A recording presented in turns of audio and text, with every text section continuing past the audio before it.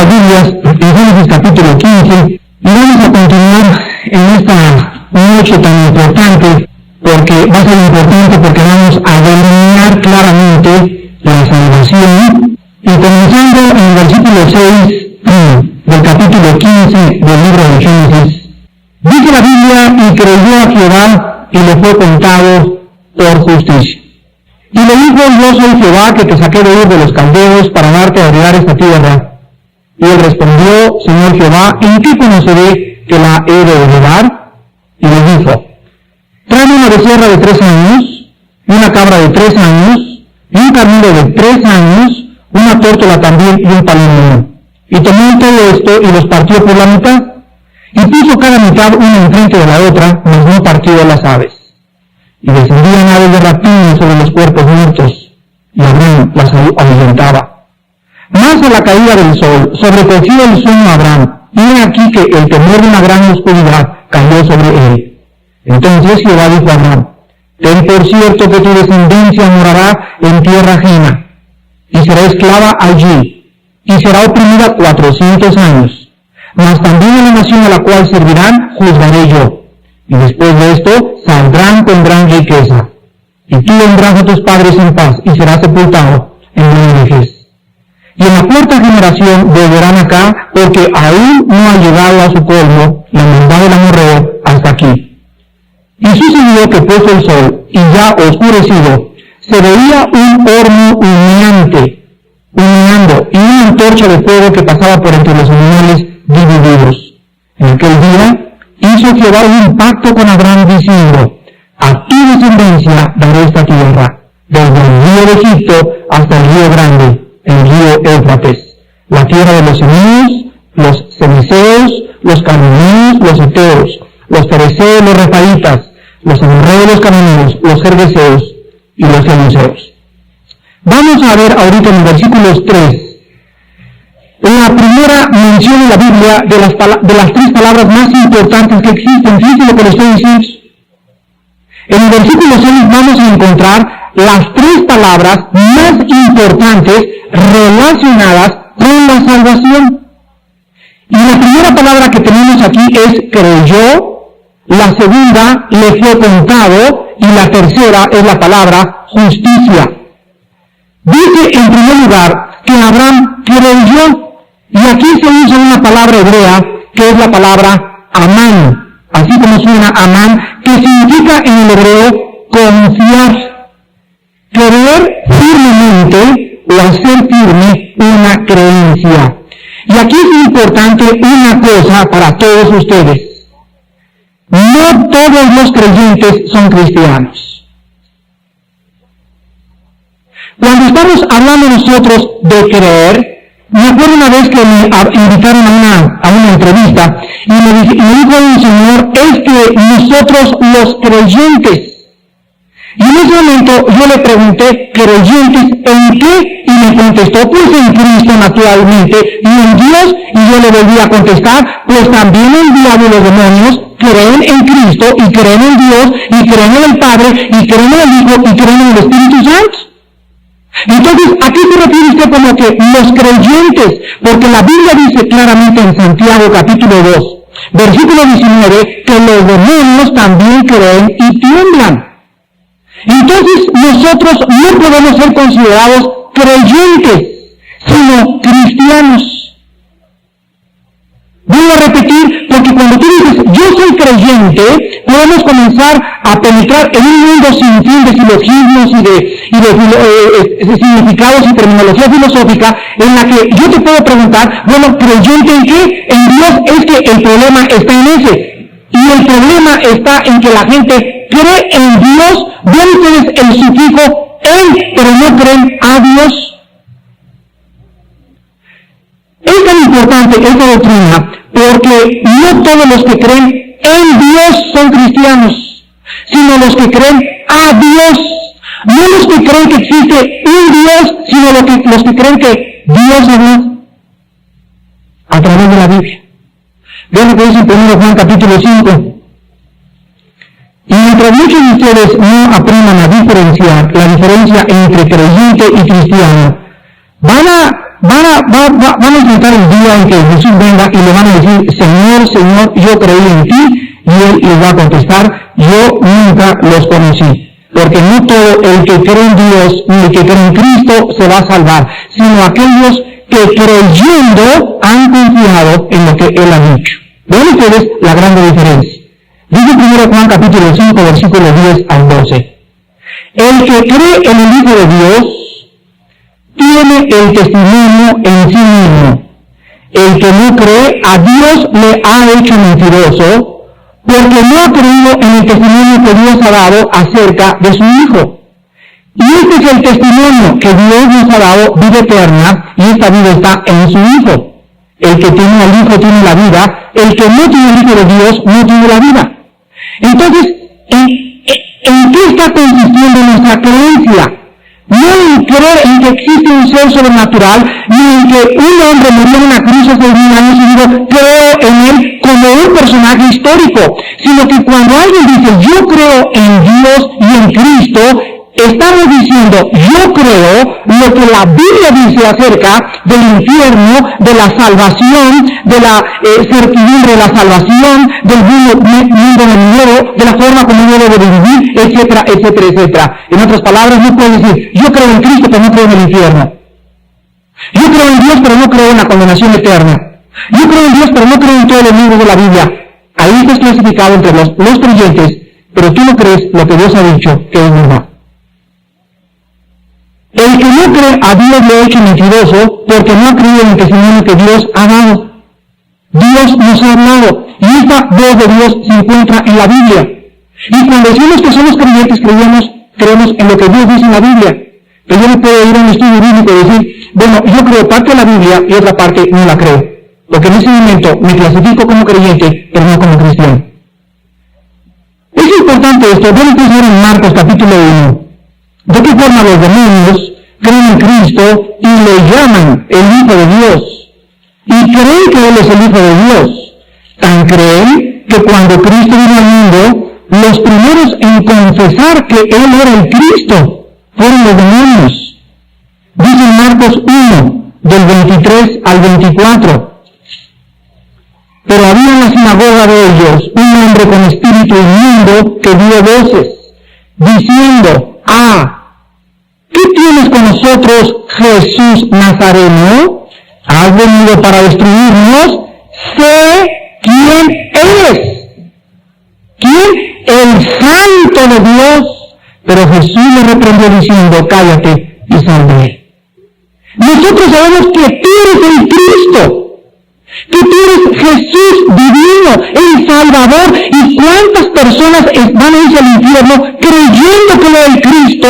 Pero el problema está que creyeron intelectualmente nada más, sin que hayan puesto su confianza en todas sus palabras y en lo que Dios les mandaba para que pudieran vivir una vida diferente.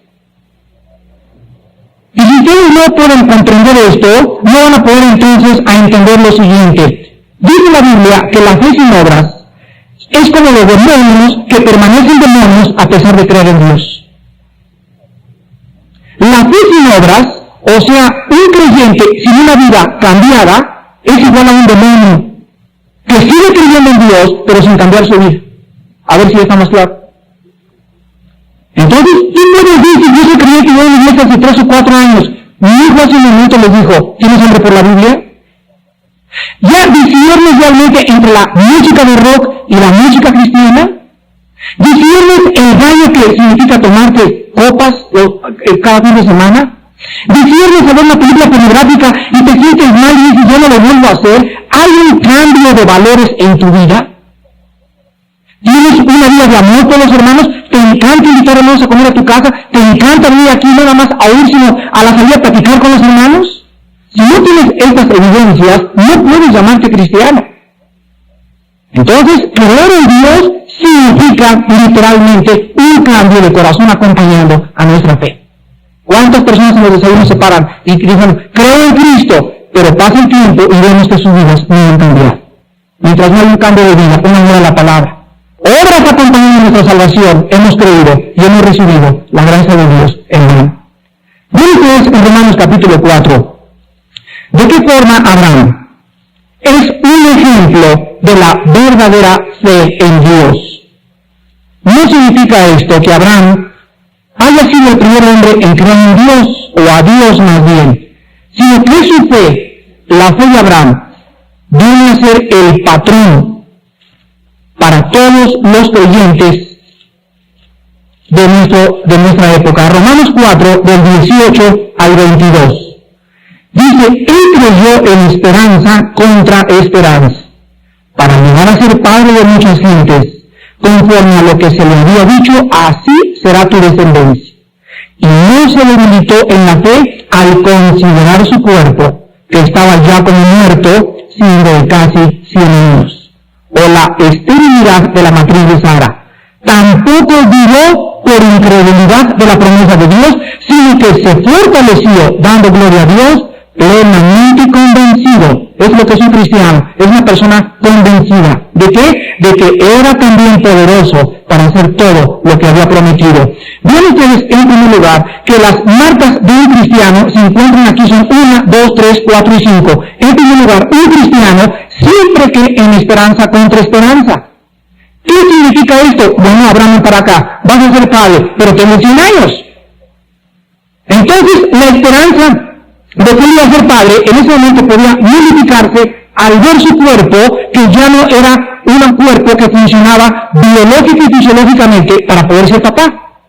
Ni tampoco agarró a Abraham y llevó al ginecólogo, a Sara, y le dijo, señor ginecólogo, examine a mi esposa, porque por ahí hay una voz que me dice que va a ser madre, pero ¿qué opina usted? Entonces, el cristiano no hace caso de las circunstancias, ni de lo que se ve, ni la opinión que el médico dice, usted si eres estéril, si Dios quiere te quita la esterilidad y eres madre, no hay trabajo, si Dios quiere te da un trabajo en contra de la esperanza de que no hay trabajo, y este es la fe cristiana, aquel que no duda en segundo lugar. No duda, Dios tú lo has dicho y yo lo creo.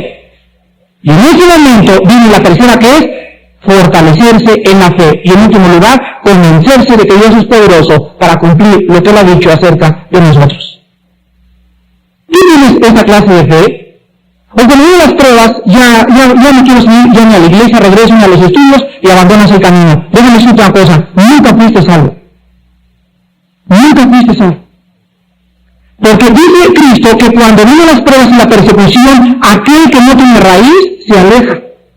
Pero el que tiene raíz dice da fruto, o sea, las pruebas sirven para afirmar y acrecentar su fe en Cristo.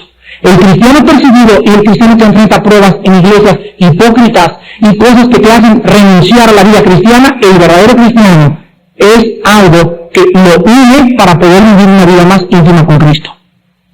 Y esto es muy importante para nosotros, porque vivimos una época donde miles de cristianos, y muchos de ustedes están sentados aquí creyendo que son cristianos y no son cristianos y se van a condenar si no entienden el mensaje del Evangelio de Cristo.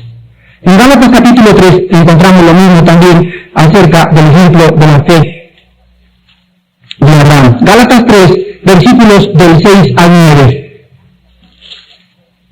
Así Abraham creyó a Dios y le fue contado por justicia. Aquí se repite Génesis 15:6. Sabed, por tanto, sépanlo, que los que son de fe, estos son hijos de Abraham. Y la Escritura, previendo que Dios había de justificar por la fe a los gentiles, dio de antemano la buena nueva a Abraham diciendo, en ti serán benditas todas las naciones. De modo que los de la fe son bendecidos con el creyente Abraham. Regresamos a Génesis y encontramos la segunda palabra, que es le fue contado. Y aquí le voy a tratar de explicar lo siguiente. Antes de Cristo, aquí está la cruz del Calvario, y aquí está todo el tiempo antes de Cristo, lo dan a Cristo.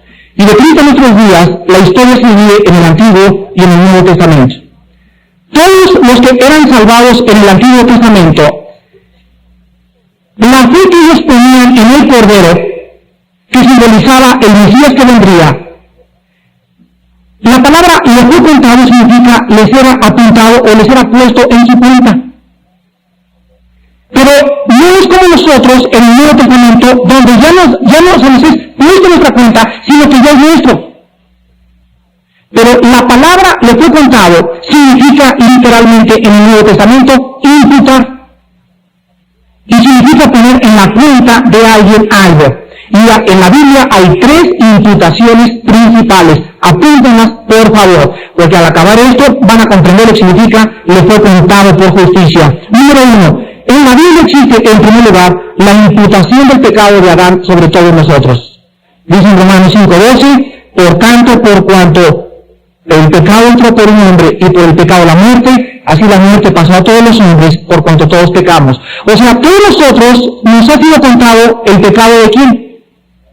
De un hombre que pecó, nos ha sido puesto en nuestra cuenta. Y yo nazco en el vientre de mi madre, y todos los niños que nacen con un pecado imputado, puesto en la cuenta de ellos, sin que ellos lo merezcan, ¿correcto? Entonces, la primera imputación es el pecado de un hombre sobre toda la raza humana. La segunda imputación es la imputación de los pecados de todos nosotros sobre uno que no tuvo la culpa. Ahí vamos otra vez. Primero es uno que es culpable sobre todos nosotros que no hicimos nada. Y ahora todos nosotros, el pecado nuestro es puesto sobre uno que no tuvo nada. Y aquí está la justicia de Dios. Yo que soy cristiano decía, bueno, pero ¿por qué Dios le culpa de un pecado de Adán que no tuvo la culpa? Si yo no encontrara a Adán, yo le decía a Dios, le ponía una santa guamisa, porque yo soy todo lo que soy y todo lo que somos por culpa de este muchacho tan travieso que quiso desobedecer a Dios. Y en ese momento yo me preguntaba, ¿en dónde está la justicia de Dios? ¿Por qué Dios me imputa? ¿Por qué Dios me pone en cuenta el pecado o la condición de pecado que ese hombre tuvo cuando yo no lo merezco? O sea, yo no tuve nada que ver. Y entonces Dios me contesta y me dice, bueno Armando, esto es como una balanza. Al principio la balanza estaba en equilibrio. El pecado entra al universo y la balanza se inclina hacia el mal. Y desde ese momento todos los que nacen con la inclinación hacia el mal. Yo envío al mismo tiempo, 4.000 años después, a otro hombre, pero un hombre entró la cosa mala, a que equilibre la balanza. Y ahora todos los que nacen desde Cristo en nuestros días, sí nacen con la tendencia de irse hacia la izquierda, pero ahora ellos tienen la libertad de hacer lo mismo que hizo Adán. Si tú dices que no tienes culpa de haber hecho lo que hizo Adán, yo te digo, está muy bien, no tienes la culpa. Tu culpa no es haber nacido en pecado, tu culpa es no tomarte la medicina para quitarte el pecado. Aquí está la justicia de Dios. Entonces, acuérdense de ese cuento de la calabacita, se lo voy a volver a contar. Una calabacita que estaba en un campo y nació chueca. Y pasa el sembrador, calabacita, no quieres que te enderece, y la calabacita le comienza a contestar amargada. ¡Ay, tú, sembrador! ¿Yo qué culpa tengo de haber nacido así? Mira, nada más todas las demás calabacitas están enderezadas, y yo qué culpa tengo de esto, no quiero nada, sácate, no me estoy molestando, así me diré chueca. Bueno, pasa el tiempo, viene la cosecha, y cortan a la calabacita y la echan al fuego. Y en ese momento la calabacita grita desde el fuego, ¿pero por qué? Esto es injusticia, si yo no tuve la culpa de haber nacido chueca. Y soy de Dios que le dice, no te echamos al fuego porque naciste chueca, sino porque no quisiste que te enderezáramos. No quisiste la medicina para cambiar una vida nueva.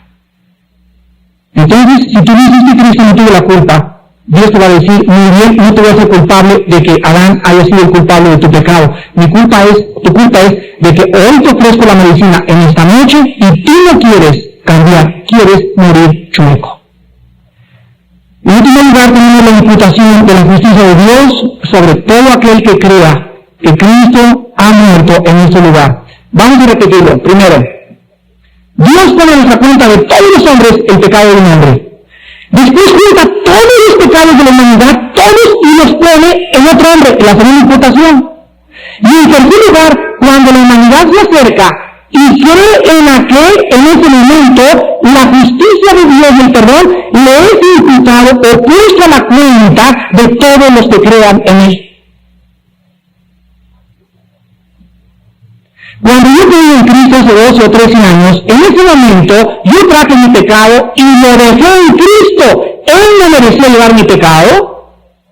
Y cuando yo hice Dios eso, Dios me da la justicia, la santidad, la sabiduría, el poder, y todas aquellas cosas que Cristo representa, y me las pone a mi cuenta. Dice 1 Corintios 1, Cristo ha sido hecho por nosotros poder, sabiduría y reconciliación de Dios. Entonces, todo aquello que no merecíamos, ahora nos lo da Dios gratuitamente a través de la persona de su Hijo Jesucristo. Cuando nosotros comprendemos eso, entonces entendemos por qué dice, mas el herido fue por nuestras rebeliones, morido por nuestros pecados. Él, que no merecía nada, cargaba con el pecado de todos nosotros. Precisamente porque Adán nos puso su pecado, ahora Dios pone nuestro pecado en la persona de su Santo Hijo Jesucristo. Y en tercer lugar tenemos la palabra justicia, y esto es algo muy importante para nosotros en esta noche. Esta palabra significa, fíjense ustedes, cuando digan ustedes la justicia de los santos, y la ropa lino resplandeciente de los santos, y Cristo ha sido hecho por nosotros justicia, significa literalmente la palabra justicia, ropa adecuada, vestidura adecuada. En otras palabras, la Biblia enseña que todos ustedes, yo también, antes de ser cristianos, estábamos desnudos delante de Dios. Por ejemplo, Génesis 3:10, encontramos a Adán y Eva desnudos. En Hebreos 4:13 dice la Biblia, todos están desnudos delante de Él. Apocalipsis 3:17 le dice Dios a la Odisea, yo aconsejo que te compres vestiduras. Entonces, muchos se dan cuenta de esto, de que realmente espiritualmente están desnudos delante de Dios, y tratan de fabricar un traje que se llama religiones. Y se compran un traje Rolex, o se compran un traje que diga musulmanes, o un traje que diga catolicismo, o un traje que diga protestantismo, y se lo ponen y creen que con ese traje van ellos a cubrir su desnudez delante de un Dios santo. Nunca le han preguntado a Dios, ¿te gusta mi traje? Sino que llegan con su traje y se meten a la fiesta, cuando esa fiesta no se permite ese traje, y te van a correr de la fiesta. Oye, pero a mis ojos este traje está bonito, pero es que esta fiesta es de etiqueta. Y tu cochinada que traes y tus jergas que traes de corbata y de saco no sirven delante de Dios. Vean ustedes lo que dice Isaías en el capítulo 64, versículo 6.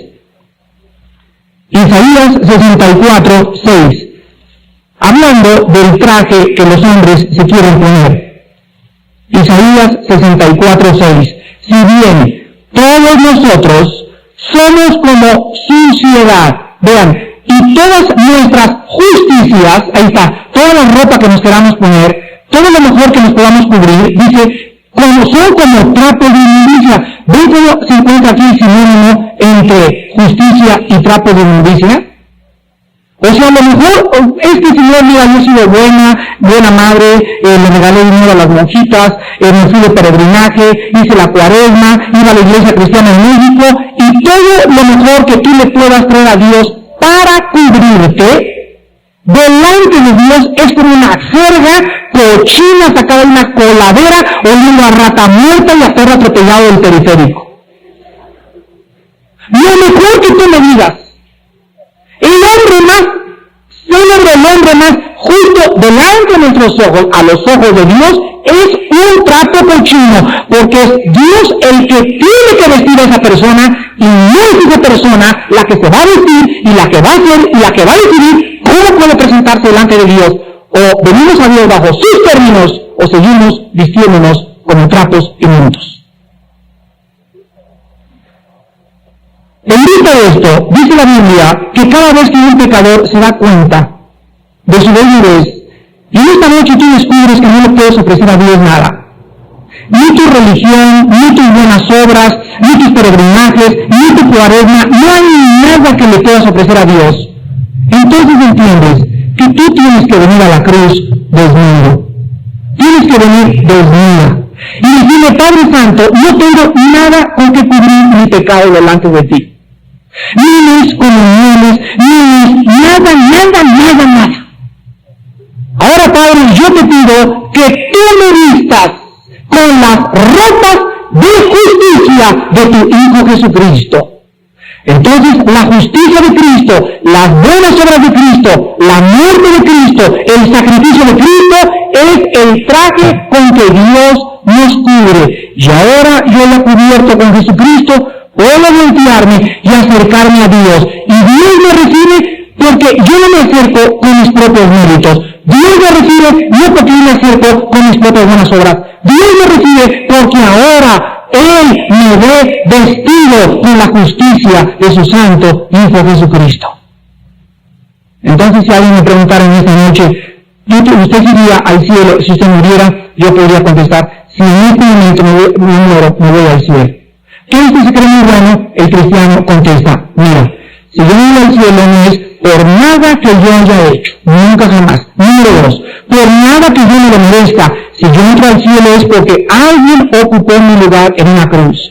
Yo creí en Él y ahora he demostrado que creí en Él siguiendo y obedeciendo su palabra. Porque voy a repetir mientras siga diciendo, creo en Cristo, y no obedezcas ni tomes acción sobre lo que Él te manda, eres igual a un demonio del infierno. Morirás creyendo en Cristo, morirás creyendo en Dios, sin nunca haber experimentado un cambio de corazón. Versículos del 7 al 10, capítulo 15. Y a continuación, le dijo, yo soy Jehová, Dios le contesta, que te saqué de los caldeos para darte a heredar esta tierra. Y él respondió, Señor Jehová, ¿en qué conoceré que la he de heredar? Y le dijo, tráeme una becerra de 3 años, una cabra de 3 años, un carnero de 3 años, una tórtola también y un palomino. Tomó todo esto, los partió por la mitad, puso cada mitad una enfrente de la otra, mas no partió las aves. Y descendió aves de rapina sobre los cuerpos muertos y Abraham las ahuyentaba. Mas a la caída del sol, sobrecogió el sueño Abraham y he aquí que el temor de una grande oscuridad cayó sobre él.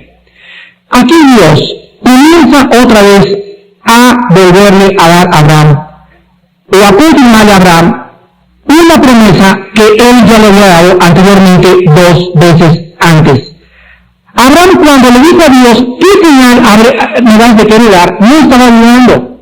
Ya vimos que dice el versículo anterior, él creyó, y le fue contado por justicia. Le fue puesto a su cuenta la justicia que él no merecía por haber creído. Abraham pedía más detalles acerca de Dios. O sea, Abraham está convertido y comienza Abraham a caminar con Dios y ahora Dios le comienza a abrir más y más el velo de su voluntad y de lo que Dios quiere para él. Y ahora Dios le dice a través de una extraña, muy extraña ceremonia para nuestros días. Cuando venimos aquí que animales muertos y partidos a la mitad, etcétera, etcétera, dijimos, ¿qué significa todo esto? Pero hay un simbolismo espiritual detrás, precioso. Quiero que noten ustedes que Dios le pide a Abraham 5 animales. Le pide una becerra, una cabra, un carnero, una tórtola y un palomino. La tórtola y el palomino son 2 aves, y los otros 4 son animales domésticos. La becerra que Dios le pide a Abraham, en primer lugar nos habla de la frescura y el vigor de Cristo. La cabra se ofrecía por el sacrificio levítico de pecado. El carnero se usaba siempre en los sacrificios levíticos y se relacionaba con la consagración. Y las 2 aves nos hablan, al no matarlas, que vuelan al cielo, tipificando la resurrección de Jesucristo. O sea, la vida de Cristo no fue tocada en la cruz. Lo que Dios condenó en la cruz del Calvario no fue el Espíritu de Cristo, sino la carne hecha en semejanza de pecado nuestro. Acordémonos que es la carne la que fue infectada con el pecado. Y la carne, al estar infectada por el pecado, comenzó a lesionar nuestros pensamientos, nuestra vida del alma, nuestra vida emocional. Y al estar lesionados por el alma, el espíritu se separó del alma y del cuerpo. El espíritu murió y quedó el alma y el cuerpo del hombre. Cuando Cristo condena el pecado, dice en Romanos 8, 2 y 3, lo condena en la carne, y después el alma es afectada y grita porque él es desamparado y el espíritu es intocable, porque el espíritu de Dios era limpio y hecho más sublime que los cielos. A continuación, vemos nosotros que después de estas cosas que Dios le pide, parte cada animal, pero es interesante que el versículo 9 diga que cada animal tenía exactamente 3 años, no podía tener 2 años con 11 meses y 40 días, tenía que ser 3 años cada animal. Nos habla de los 3 años de servicio de nuestro Señor Jesús. Entonces, aquí estamos viendo que a través de una extraña ceremonia, Dios está retratando a Jesucristo en el futuro y nos está mostrando en esta ceremonia el pacto que iba a hacer Dios 4.000 años o 6.000 años después con nosotros en la cruz del Calvario. Y vamos a comparar la ceremonia de los animales partidos con el sacrificio de Cristo en la cruz y vamos a comprender la armonía tan maravillosa que existe en este pacto, que es el primero que Dios se le vea con Abraham, con el pacto de sangre, porque los 2 pactos aquí son incondicionales. Veamos en primer lugar que después de que se parten cada uno de los animales, se pone la mitad de la cabra aquí, la mitad de la cabra acá, la mitad del becerro allá, la mitad del becerro acá, la mitad del carnero acá, la mitad del carnero acá, y se ponen una enfrente de otra. Aquí encontramos en estas dos filas que aquí la persona tenía que caminar en medio de los animales partidos. Y después de que estaban los animales separados y la persona caminaba en medio, en este momento la persona estaba diciendo al celebrar un pacto. Bueno, ¿qué es un pacto? Es un convenio entre dos personas. Aquí está la mitad de los animales, aquí está la mitad de mis animales. Tú estás allá, yo estoy acá. Oye, vamos a hacer un pacto. ¿Qué pacto? Mira, de que en un año voy a adoptar a tu hijo. ¿Cómo lo celebramos el pacto? Parto los animales y tú pasas en medio. Y si tú fallas y no adoptas a mi hijo, te pasará lo mismo que los animales. Serás partido a la mitad. Pero aquí hay algo muy importante. No solamente cuando los animales son partidos y está a punto de celebrarse el pacto, dice el versículo 11, descendían aves de rapiña sobre los cuerpos muertos y Abraham las ahuyentaba. Aquí encontramos que en el momento de celebrarse el pacto todavía no se celebraba. Cuando estaba a punto de celebrarse, venían las aves de rapiña que simbolizan los poderes del mal para tratar de frustrar el plan de Dios. Cuando alguien recibe a Jesucristo, esa persona entra en un convenio con Dios. Y cuando tú crees en Cristo, dice Cristo, ¿sabes una cosa, Armando? Al aceptarme, mi pacto es incondicional, igual que el de Abraham. ¿Qué significa, Señor, que has hecho un pacto conmigo en la cruz? Bueno, Armando, mi pacto es este. Si tú vienes, crees en mí, en mi obra, con todo tu corazón y con toda tu alma, y conmigo vas a caminar a la luz de mi palabra, mi pacto es este. Número 1, tus pecados han sido perdonados para siempre. Te lo prometo que no voy jamás a recordar los guamachos que dice tu esposa y al que mataste y el robo y el fraude que cometiste 5 años. No te vas a olvidar de nada, Señor. No me olvido de nada, te lo prometo. Ese es mi pacto. ¿Y qué más, Señor? Te prometo también, como que estoy aquí en la cruz del Calvario y sello con sangre mi pacto, que nunca te abandonaré hasta que yo venga por ti. Estaré contigo todos los días hasta el fin de los siglos. Gracias, Padre Santo. ¿Y qué más me prometes? Y te prometo también que cuando te me quieras escapar, te voy a meter al corral con la vara. ¿Ven ustedes por qué no podemos perder la salvación? Porque si perdiéramos la salvación, el pacto entonces sería que Cristo nos dijera de la cruz, bueno, si te portas bien, ahí está el sí condicional, si tú sigues en mis caminos, te irás al cielo, pero si no te abandono, y eso lo dice el pacto. Todos nuestros hermanos que creen que se pierde la salvación, su problema radica en ignorar el pacto de sangre de Cristo. Y Pablo le dice a Timoteo, aunque nosotros fuéramos infieles, él sigue siendo fiel. ¿Por qué? Porque es un pacto incondicional. Qué precioso. Dice en 1 Pedro 5:8, y ustedes estén alertas porque vuestro enemigo el diablo está buscando a quien devorar. Cuando alguien entrara en pacto con Cristo, antes del desayuno he encontrado las historias más aterradoras de mi vida. Armando iba a dar desayunos y el coche, choqué mi carro, mi esposo me pegó, no sonó el despertador, nos embotellamos, y tantas cosas, tantas aves de rapiña que saben que van a ir al desayuno y comienzan a tratar de impedir todo lo que sea para abrir los estudios para recibir a Cristo, pero el enemigo nuestro va a hacer lo imposible porque tú no conozcas la verdad de Jesucristo. Encontramos también que a la caída del sol, o sea, ya se parten las cosas esas, los animales. Vino la caída del sol, o sea, ya era el atardecer como a las 5 o 6 de la tarde. Se dormirán. Y el temor de una grande oscuridad cayó sobre él. Esto simboliza la muerte en sí misma, de la cual Abraham habría de ser liberado bajo el pacto de gracia. Cualquier persona que no esté bajo el pacto de Cristo y que no tenga la salvación de Cristo, vive bajo una oscuridad, con un temor de morir, y abre la oscuridad, y le voy a morir. Pero cuando un cristiano recibe a Jesús, este cristiano, dice en Hebreos 2, 14 y 15, ha sido librado del temor de la muerte. por el cual estábamos, dice Hebreos, sujetos a servidumbre por aquel que tenía el imperio de la muerte. Esto es nuestro enemigo, el diablo. Antes de que yo conociera a Cristo, yo era un esclavo del miedo y tenía miedo de morir, tenía miedo de viajar, miedo de subirme al avión, miedo, mi vida, y comenzaba a oscurecerse todo a mi alrededor y no tenía esperanza y me daban taquicardias, y ahora soy libre de todas esas cosas. Ahora tenemos un espíritu no de temor, sino un espíritu de valor y de dominio propio. Y ahora podemos enfrentar la muerte como los cristianos en el Coliseo, sabiendo que aquel dijo, yo soy la resurrección y la vida. Y ustedes también que han creído en mí, vendrá la hora cuando oirán mi voz. Y los que la oigan saldrán a resurrección de vida. Antes del pacto, antes de cristianos, estábamos totalmente llenos de temor y una gran oscuridad caía sobre nosotros. Y en eso entra el versículo 13, donde Dios le dice a Abraham, ten por cierto que tu descendencia morará en tierra ajena. Del versículo 13 al versículo 16, hermanos, se encuentran 7 profecías que se cumplieron.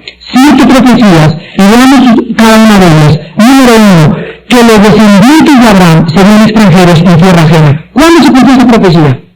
Vean lo increíble de la palabra de Dios. Cuando acaba el libro de Génesis, José, hijo de Jacob, con sus 2 hermanos de las 12 tribus, entran aproximadamente como 70 a Egipto. Así acaba el libro de Génesis. Y en el capítulo 1 del Éxodo dice la Biblia, pero se murió el emperador que era amigo de José. Y el nuevo emperador, o el nuevo emperador egipcio, agarra a los judíos y los hace esclavos. Y fueron esclavos exactamente como Dios le dijo a Abraham, tus descendientes serán extranjeros en tierra ajena. Número 1. Número 2, versículo 13. Y también ten por cierto que serán esclavos allí. ¿Cuándo se cumplió? Éxodo 1, Éxodo 2, hasta capítulo 6 del Éxodo. Los agarraron los egipcios y los trataron con dura servidumbre y los metían en hielos así como en fangos a moler la paja y a mezclar la paja para hacer piedras y para hacer ladrillos y para hacer construcciones, y con el látigo ándele y sus espaldas fueron agobiadas y fueron latillados y fueron esclavizados exactamente por la cantidad de tiempo que Dios había dicho. Número 3 se encontró también en el versículo 13, serán afligidos, y dice la Biblia, por 400 años. Cuando ustedes vean Éxodo 12:40, van a observar ustedes que todo el viaje de los israelitas a Egipto se resume en este versículo. Aquí dice que serían esclavos 400 años, en Éxodo dice 430 años. ¿Por qué hay una diferencia de 30 años? Por la sencilla razón que sigue. En primer lugar, los israelitas fueron afligidos 400 años, pero los últimos 30 años fueron cuando Dios comenzó a tomar o a liberarlos, y fue cuando comenzaron a llegar hasta el Sinaí. Entonces, ¿cuándo se cuentan 430 años? Desde el pacto con Abraham hasta la entrega de las leyes en el monte Sinaí. Son 430 años, y fueron 400 nada más los que fueron oprimidos y los que fueron perseguidos en la tierra de Egipto. La palabra de Dios es exacta y más pura que la blanca nieve. En cuarto lugar dice el versículo 14, mas también una nación a la cual servirán juzgaré yo. Se cumplió la profecía en el libro del Éxodo también, con los planes de Egipto. Y Dios ahogó a todos los egipcios en el mar Rojo. En quinto lugar, los descendientes de Abraham, dice el versículo 14, después de esto saldrán con gran riqueza. ¿Cómo salieron de Egipto? Todos los egipcios les dieron el oro, la plata y las piedras preciosas. Salieron riquísimos. Se fueron al desierto con el dinero de los egipcios. ¿Y qué hicieron cuando Moisés subió al monte Sinaí? Tarda mucho, no hay palabra de Dios. A ver, saquen los amiguitos, saquen todo lo que tenga. Lo fundieron y entonces hicieron un gran becerro de oro. Eso fue lo que hicieron con el dinero de los paganos. Siempre encontramos el dinero del mundo y las atracciones del mundo nos llevarán a la idolatría. En quinto lugar, dice el versículo 14 también, el versículo 15, y tú vendrás a tus padres en paz y serán sepultados en una vejez. Y en la cuarta generación, esa actitud de la Biblia, volverán acá, porque aún no ha llegado a su colmo la maldad del amorreo hasta aquí. Quiero que vayamos a Éxodo capítulo 6. 4 generaciones que pasaron de Abraham a la libertad. La primera generación, dice Éxodo 6:16, la primera generación, estos son los nombres de los hijos de Leví. La primera generación fue Leví. Y aquí encontramos en Leví, que era hijo de Jacob, él fue quien entró a Egipto al mismo tiempo que su padre y hermanos. Lo vemos en Éxodo 6:16. La segunda generación se encuentra con los hijos de Leví, que fue Coat. Estos son los nombres de los hijos de Leví por sus linajes: Gersón, Coat y Merari. Coat era la segunda generación, era hijo de Leví. La tercera generación fue Amram, Éxodo 6:18. Y los hijos de Coat, aquí Amram, Izhar, Hebrón y Uziel. Y la cuarta generación nos trae a Moisés y Aarón. Y exactamente fue la cuarta generación. Moisés, que era hijo de Amram, y Aarón, que era hijo de Amram, ellos fueron los que sacaron a los judíos de Egipto. Tal como estaba profetizado en Génesis 15, se cumple exactamente. Moisés y Aarón, que eran la cuarta generación de Abraham, fueron aquellos líderes que Dios había escogido. La palabra de mi boca será cumplida. No pasará una jota ni una tilde de la ley hasta que todo sea cumplido, dice el Señor. Y de versículos 17 al 21 de Génesis 15 acabamos con el último simbolismo del pacto entre Dios y Abraham. Sucedió que puesto el sol y ya oscurecido se veía un horno humeante, una antorcha de fuego que pasaba por entre los animales divididos. En aquel día hizo Jehová un pacto con Abraham diciendo: a tu descendencia daré esta tierra, desde el río de Egipto hasta el río grande del río Éufrates, la tierra de los anaseos, etcétera, etcétera, y aquí se nombran aproximadamente 5 o 6 tribus. La antorcha que pasa en medio de los animales era Dios, y Abraham estaba dormido. Mientras se hacía el pacto, Abraham estaba dormido, lo que nos habla que Abraham no tenía nada que ver en ese pacto. Era toda la responsabilidad de Dios cumplir todo aquello que vimos que ya se cumplió. Las 7 profecías fueron cumplidas porque era un pacto incondicional. Abraham estaba dormido y no tenía nada que hacer mientras Dios pasaba con un fuego por en medio de los animales. Pero aquí en último lugar recordamos lo siguiente: para que este pacto pudiera cumplirse, ¿qué fue necesario antes? ¿Qué simbolizaban a partir de los animales? El cuerpo expresado de Cristo. ¿Qué significaba la esclavitud por 400 años antes de que fueran liberados? El sufrimiento. Recordemos siempre lo que dice Romanos 8:17, porque somos herederos y coherederos si primeramente aprendemos a padecer por Él.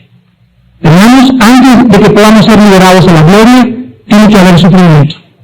Y es necesario, dice el libro de los Hechos, que a través de muchas tribulaciones entremos al reino de Dios. El pacto de Cristo ha sido sellado con su propia sangre, pero dice Cristo: ahora es necesario que aprendas a sufrir por mí. El que no cargue su cruz y me siga no puede haber entrado en pacto conmigo, porque el que entre en pacto conmigo sigue mis pisadas y algún día estará dispuesto a dar su propia vida por causa de mi nombre.